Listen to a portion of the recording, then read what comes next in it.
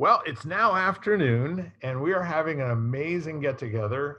We're lighting the candle, A World That Works, and we've got with us an old dear friend, not that old, but very dear, Lisa Sheehan, and also Doug Brown, who we're getting to know. And Doug's bringing a lot to us from South Carolina today, and we just finished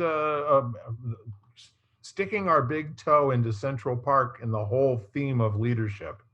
We had a few minutes to really have a great conversation get started. And one of the things that we wrapped up on the other side was Lisa was mentioning that the notion of what leadership is something that really can be fleshed out in a lot of different ways. That language sometimes puts limits on what people can expect or can perform or deliver. Do you want to say a little bit more about that, Lisa, to kick this off? I think it goes back to, well, being authentic too, but any word, once you see something and you put a label on it, it has your own distinct definition of it. Yeah. But I think, like as we were talking about leaders, that they have to present themselves, their form of leadership, and it's usually quite obvious right from the get go. When I was first started out in radio, it was a family owned business, and we all got to wear different hats. We all had our specific roles by day, but through different events, and we were all invited to and enjoyed being part of the team to create a bigger and more connected audience.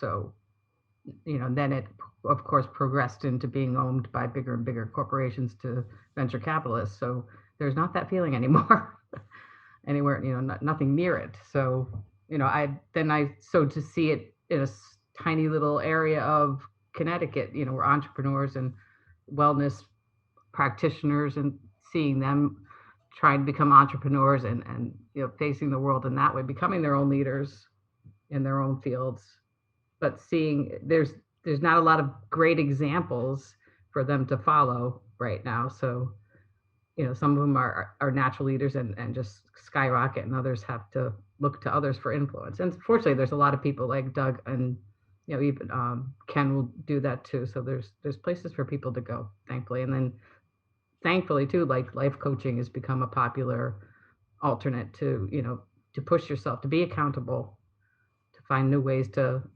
keep your business and your personal life coordinated and working well together. Yeah. So if we can kind of like recapture the last half hour conversation, you have this system that is encapsulated in a leadership model where there's a tremendous amount of trust and authenticity, and that it is rewarded for people to tell the truth as quickly as possible about what's not going well. And the idea with that is not necessarily that it keeps from costing the company money. It's not that at all. It's the idea that if there is a problem, it's all of our problem. And the next level after leadership is partnership. Partnership is, again, this opportunity to share the responsibility and the accountability. And if there's something that and you withhold it from a situation for whatever reason, that you're actually not a part of the solution, you're part of the problem. And so in many of the when I first started out in manufacturing, it was a slave master mentality where people would stand around and watch their machines be shut off when they knew what to do in order to get them turned back on again, but they didn't want to do the wrong thing. And then watch that over a 4 or 5 year period turn into, not only did they know how to turn their machines back on, they knew how to make them go faster. They knew how to get more productivity out of it. And just by sharing ideas. So when we talk about leadership, I just made a new connection here to what comes after leadership. What if it's partnership? How would that distinction look in a functional organization? Well, I think it's kind of a natural extension. And Lisa, what you said is interesting about when we put a label on something, it comes with baggage. All labels come with baggage. Some of it's good, some of it's bad. Leadership comes with, some people think, yeah, that's what I need. Other people think, oh, that's all soft and squishy. Partnership is kind of the same thing. it so I it has lots of different meanings. I think in a business context, you want people to be able to be both leaders and followers, depending on the situation and what the team needs. So that you've also got a team of leaders, but in any given moment, somebody who's, quote, a leader has to be a follower, because that's the natural order of things. When you've got everybody working and everybody pulling their weight, then there's going to be situations where, when I was in charge of a business and I've got an operations director who was there longer than I was, and he would have an approach to something, then it wasn't, I'm like, okay, that's why I have this person. They're going to take that and they're going to lead that, and they're going to work as partnership. When I once did with one of my organizations, we had to kind of massively remodel what we were doing. So we did one back in the day, you could go on offsite, and I had the teams do all the stuff that you would do in a corporate retreat. I even had a facilitator come in, and I was the boss, so I couldn't really be the facilitator. And we had the group in 6 different teams. They each came up and put on the flip chart all of their ideas, what we should do and shouldn't do. And in a divine moment of evil inspiration, I said, that's great. We're going to get together. You're in that team now, and you are going to implement one of those things and report out in the next month. We're going to meet again. And they looked at me like they thought that I was going to do everything. So I think that was the charge. Fast forward, after much gnashing of teeth, when they asked me what I should do, I said, no, it's yours, your team. You decide what you want to do and propose. And you're going to present it to the rest of the division. I was not a very popular person. But when they presented, they blew the doors off it. Every single team came back with something amazing. And there was one, I forgot what it was. And they said, they made a recommendation. And I said, okay, do it. I'm like, what? What do you mean? I said, you thought it through, right? Yeah. It's going to work, right? Yeah. So what else do I need? Go do it. And the look in the room was remarkable. Like, wait a minute, we just did that. So I think that might be an example of the partnership where people had actual responsibility and accountability to get things done. And inside of those teams, different people were leaders on different aspects of it. Mm-hmm. And then they worked and presented as a team. And you don't have to have a corporate retreat to do that. No, I'll tell you what. Go ahead. That's why, the word team has been given all sorts of new names now. You're part of the tribe, or you're part of the hive, or you're part, but it makes people feel included. And even, groups, the groups that follow famous people, they give themselves nicknames, because they want community. People are dying for community. Exactly. And to identify with something that they value. Exactly. And they can wind up following leaders who aren't great leaders too, but they're dying for leadership and community. I think we see a lot of that, don't we? That people mistake the outspoken for having the right ideas. Often, yes. And it's not even about right or wrong ideas. I think it's to recognize that, and this is one of the big lessons of COVID, is that people have a need to be with other people. They have a need to be in community. Yeah. They have a need to be in proximity to each other. It's a fundamental human need. And so, I suppose people can use that knowledge for good or evil, or ambivalence, I suppose. But when you understand how and why people behave as a leader, and to keep that partnership that you talked about, Bill, to keep that moving, somebody's always needs to be giving it guidance. Otherwise you wind up with, the everybody's in charge, nobody's in charge problem. Well, let me just dive in a little bit deeper here. Let's talk about the Twitterverse for a moment. Okay. It turns out that out of 7 billion people on the planet, what do we think? Maybe 100 million people are on Twitter? and how many of those people actually publish anything? So what you've got is you've got a closed loop system that back in the day, those would have been our sitcoms on television. That how something existed through time is that their message allowed the sponsors to sell more stuff. Okay. And gee whiz, isn't that what we're doing on Twitter as well? We're telling people what to buy, how to buy it, Instagram, all of that, all the influencers. And in addition to that, there are shills. There are people who are intentionally taking bad ideas and giving them mass and repeating them and retweeting and all that sort of thing, until it looks like to the quiet majority who's out there going through their life that really don't even care if Twitter exists or not.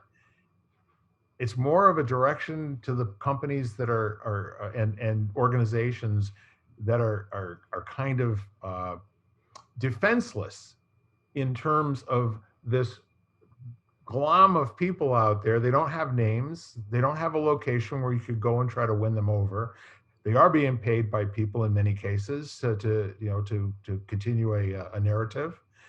And how long does it take for the system to adjust again to where that is something like, remember MySpace? Remember America Online? Well, these are just the latest tools, Yes. and technology is leverage for voices that maybe were in smaller pockets to get in groups, and it's just about the power of community. So for us, it might be Twitter. For kids, it's TikTok. I mean, and whatever the next thing is, the next thing is. It's important to know as a leader for yourself that your community doesn't have to be an accident. In fact, it shouldn't. Right. And then when I talk about community, it's having, I mean, we have to move beyond this fact that people who have coaches have somehow failed. Every single successful athlete has a coach, and they don't fire their coaches when they win the big tournament. And those coaches are part of a community that helps them move forward, become their best, calls them on their crap when they got either head trash or they're not getting it. And if you just allow yourself to fall into a community, then you are who you're surrounded with. So as a leader, you must be in the right community. In my view, you should have a coach, not just because I am an executive coach, but because I know the value of the process, and that everybody who's successful should have one. And you have to create that and provide that for your team. It's not just about you, but how can you leverage that so your team has access to or becomes the community that moves forward to serve your client or your customer. And we see the big brands do this, right? You see Apple will do this. You'll see Harley Davidson will do this. You'll see the car brand will all have communities around them. I have a little boat. It's a Boston Whaler. There's a Boston Whaler community. And people are dying for that. And as a leader, you have to seek out the communities that'll serve you and jettison the ones that won't. Great thought. And that initiates a conversation about how all powerful you and I are. I don't know about All that. Everything starts with speaking and listening, doesn't it? Yeah. And it's really kind of silly for us to think that we're lighting the candle here and causing a world that works, but we're kind of crackpots, aren't we? I think the whole idea is that we could be talking about anything. We could be talking about what we watched on Instagram yesterday and on Snapchat and TikTok and all that sort of thing. And at the same time, what we're really interested in here is that somebody somewhere is going to listen to this podcast and hear what Doug's had to say. And it's going to resonate with that person. And they're either going to reach out to Doug, which we're going to talk about a little bit coming up here, or they're going to say, how do I find more information about this guy online that I could probably bring into my community? There are folks that I know. I worked for 15 years as a volunteer leader for the Downtown Revitalization Task Force, neighborhood revitalization zone in the state of Connecticut, with a bunch of people at the state level and at the national level. And we went around, in the 1990s, and we visited Roxbury, Massachusetts, in Boston. We went to Philadelphia. I went to a national COPS conference, in Austin, Texas, where there were over 3,000 people that came from all over North America, including Mexico and Canada. And you know what we came away from all of that work with is we went on hold for a while, and all of the ground that we took in terms of people treating each other better and differently, and really being interested in how do we fit into the community, and how do we have a cooperative competition, and how do we support each other in having a safe place to live, and have enough food, and have a roof over all of our heads, and be able to go to bed every night knowing that you'll wake up in the morning, as opposed to being shot through a wall. So we find ourselves where there's just so much noise out there in so many different areas. And I'd like to hear, when we're talking about partnership, there's this whole notion of rhetoric and demagoguery. And those, we can go back and we can talk about its early days with the Greeks and the Romans, and how you stood up in front of a group of people and incited them to do the good thing, the right thing, or whatever it is that you wanted them to do. How do you choose, as a listener, what you're going to listen to, and where you're going to get your empowerment from, and what you're going to actually spend your time thinking about? Well, I think it, for me, Bill, everything comes back to what is your purpose? Because that purpose, the why you do what you do and the outcome you want, that drives your priorities. It goes into your plan of how you're going to spend your time. It gives you power. And so you have to be in touch. And I think people are, what are you trying to create, and why does it matter? And then what problems are you solving for people, and who are those people? And those are the North Stars. It's all P's, by the way. But those are the things that drive everything else. And so your choices about how you spend your time, who you listen to, what priorities you give, all goes back to, what are you trying to accomplish? What's your purpose? And I still believe that there are the vast majority of people who, if they just allow themselves to think about this, like it's okay to think about what your purpose is, and not just ride the wave of life wherever it takes you, and use that to set your priorities and your plan.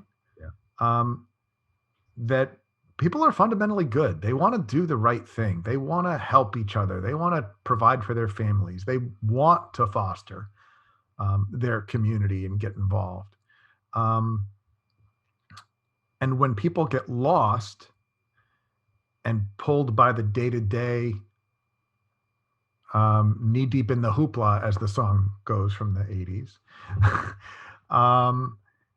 going back to purpose, what are you trying to accomplish and why? Mm-hmm. That can get so many people back on a path, or maybe to a path that they're supposed to be on. And from that, what they pay attention to. We have to be mindful, and I'm not talking, like a lot of stuff about mindfulness out there. I'm talking about be aware, intentionally aware of the choices you're making and how you're spending your time and attention. And endeavor, try to have that aligned in some way with what your purpose is. Because if you're not aware, if you're mindless, if you are caught on the doom scroll, then you're not in control. Well, there's a really interesting corollary to that, and that is, if you don't pick your destination in life, you're going on somebody else's journey, And that's why I think the universe gives you breadcrumbs. I mean, the universal laws do work, and they will give you breadcrumbs if you just take a moment to sit, even if you want to call it sit in the silence, and be mindful and when you open your eyes, see, whatever hits you, even if you're watching YouTube videos, what's the first one that pops in and that interests you? And then, of course, then you're going to get 1,000,002 YouTube videos that have the same thing. But, and then if it resonates with you, it feels good. It just feels right. There's something in you that can jive with it, that it's part of you, or you can and take it in, and then that could change all the time. There's people that I used to follow that, that's like, and they haven't really evolved a lot, but I have. So now I'm on to the next kind of thing that I'm listening to, and reading and stuff like that. Everybody, I think, if you take the chance to learn more, open up your books, open up your internet to something that's not just today's news, and see what resonates with you and follow that breadcrumb to your next point that does fit your purpose. Even if you're not quite sure what your purpose is, you feel what feels right to you. And then take that next step, and it leads to the next step, and it all just feels right and resonate, and goes forward. And Bill, this with the law of attraction too. So there's so much truth to that, is being aware of the opportunities in front of you. I've had a chance to do a lot of different things. It's because I've always been curious and I've been alert for opportunities. And sometimes I would just go with it, and other times I wouldn't. But if I wasn't alert and aware of what was going on, I would never have had the chance to learn what I learned. And the danger we have with YouTube and social media is that it tends to feed us only what reinforces what we already believe. Right. And so leaders have to be intentional about getting other points of view, because one of the signs that you're failing as a leader is when everybody starts to agree with you. Right. There's the end of progress as we know it. No. So the other thing that comes to mind is a lot of people who are listening. You talked about communities, and they're almost like this. The new design is an echo chamber where you only hear what you agree with, and only people that agree with you speak. And then, anything else where you accidentally come across something on YouTube or all the rest of that. Again, we're really, that's a community too. You know how few people actually even spend any time looking at YouTube? As big a thing as that is for the people who use YouTube, and I'm one of them, there are many people who don't even bother going on. They think it's for cat videos. That's what goes on YouTube. I probably have binge watched 40 hours of Jordan Peterson over the last 3 weeks. Oh my goodness, yeah. Just because he's such a fascinating human being, and he is, in terms of what we used to call verbal volleyball, as far as I'm concerned, he's the master. And the master knows how to make people enjoy his dialogue, and how he will diagram and pick apart an idea down to the nits, and the history of it, and how people behave, and the psychological aspect to it, as well as the physical. And so I say Jordan Peterson, and I want to say that if we get 1,000 listeners to this podcast, along with Doug Brown, he's probably somebody you're going to want to go listen to, because he teaches objectivity. He teaches you to listen not for what's true, but what seems to make sense for you, and how can you learn more about it, just to kind of summarize all of that.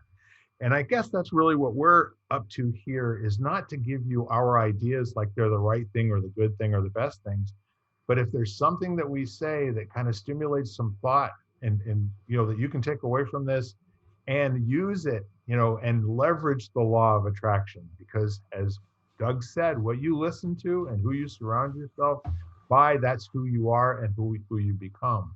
So Doug, if people want to get in touch with you, how would they do so? Thanks, Bill. My direct email address is Doug, DOUG, at Summit, SUMMIT dash, the little dash sign, success.com. And I'm going to put a little resource out there for your listeners as well. I'll put it at Summit Success, that's summit-success.com/candle. I'll create a little landing page. I've got a piece on leadership, and a piece on something that we kind of touched around, and it's how to say no to the things that no longer serve you without being negative. Right. So I'll provide that, make that available for listeners. And I'm on LinkedIn as well. That's excellent.